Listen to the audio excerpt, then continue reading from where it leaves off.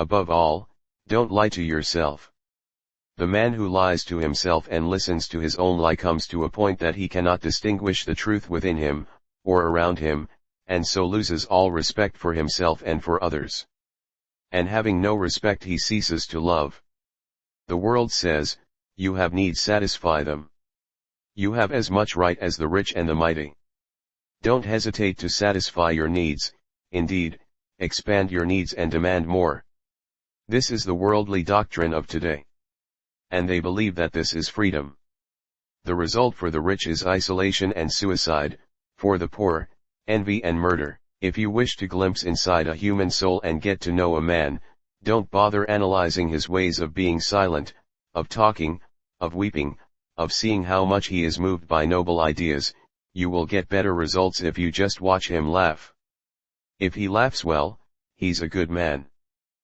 Yet, I didn't understand that she was intentionally disguising her feelings with sarcasm.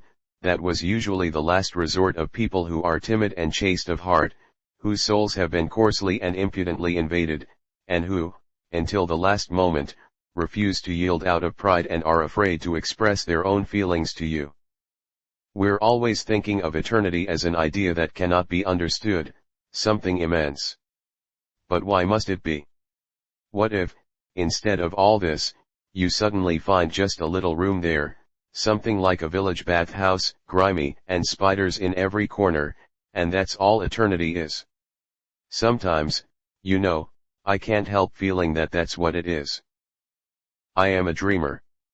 I know so little of real life that I just can't help reliving such moments as these in my dreams, for such moments are something I have very rarely experienced. I am going to dream about you the whole night, the whole week, the whole year. One can't understand everything at once, we can't begin with perfection all at once. In order to reach perfection one must begin by being ignorant of a great deal. And if we understand things too quickly, perhaps we shan't understand them thoroughly. I think I could stand anything, any suffering, only to be able to say and to repeat to myself every moment, I exist. In thousands of agonies I exist. I'm tormented on the rack but I exist. Though I sit alone in a pillar I exist. I see the sun, and if I don't see the sun, I know it's there. And there's a whole life in that, in knowing that the sun is there. Man, do not pride yourself on your superiority to the animals, for they are without sin, while you, with all your greatness, you defile the earth wherever you appear and leave an ignoble trail behind you, and that is true, alas, for almost every one of us. Above all, avoid lies, all lies, especially the lie to yourself. Keep watch on your own lie and examine it every hour, every minute. And avoid contempt, both of others and of yourself. What seems bad to you in yourself is purified by the very fact that you have noticed it in yourself. And avoid fear, though fear is simply the consequence of every lie. Never be frightened at your own faint-heartedness in attaining love, and meanwhile do not even be very frightened by your own bad acts. What makes a hero? Courage, strength, morality, withstanding adversity. Are these the traits that truly show and create a hero? Is the light truly the source of darkness or vice versa? Is the soul a source of hope or despair? Who are these so-called heroes and where do they come from? Are their origins in obscurity or in plain sight? The man who lies to himself can be more easily offended than anyone else. You know it is sometimes very pleasant to take offense, isn't it?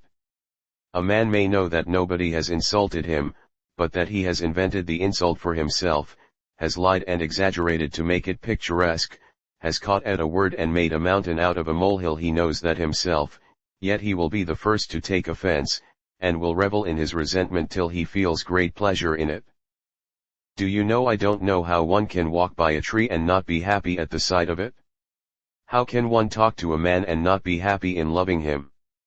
Oh, it's only that I'm not able to express it, and what beautiful things there are at every step, that even the most hopeless man must feel to be beautiful.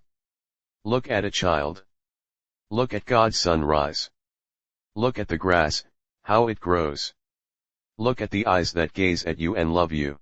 You are told a lot about your education, but some beautiful, sacred memory, preserved since childhood, is perhaps the best education of all. If a man carries many such memories into life with him, he is saved for the rest of his days. And even if only one good memory is left in our hearts, it may also be the instrument of our salvation one day. It wasn't the New World that mattered. Columbus died almost without seeing it, and not really knowing what he had discovered. It's life that matters, nothing but life, the process of discovering, the everlasting and perpetual process, not the discovery itself, at all. Imagine that you are creating a fabric of human destiny with the object of making men happy in the end, giving them peace and rest at last. Imagine that you are doing this, but that it is essential and inevitable to torture to death only one tiny creature, in order to found that edifice on its unavenged tears. Would you consent to be the architect on those conditions? Tell me. Tell the truth. You sensed that you should be following a different path, a more ambitious one. You felt that you were destined for other things, but you had no idea how to achieve them, and in your misery you began to hate everything around you. I do not wish you much happiness, it would bore you. I do not wish you trouble either, but, following the people's philosophy, I will simply repeat, live more and try somehow not to be too bored. This useless wish I am adding on my own. Whoever has experienced the power and the unrestrained ability to humiliate another human being automatically loses his own sensations. Tyranny is a habit, it has its own organic life, it develops finally into a disease. The habit can kill and coarsen the very best man or woman to the level of a beast. Blood and power intoxicate, the return of the human dignity, repentance, and regeneration becomes almost impossible.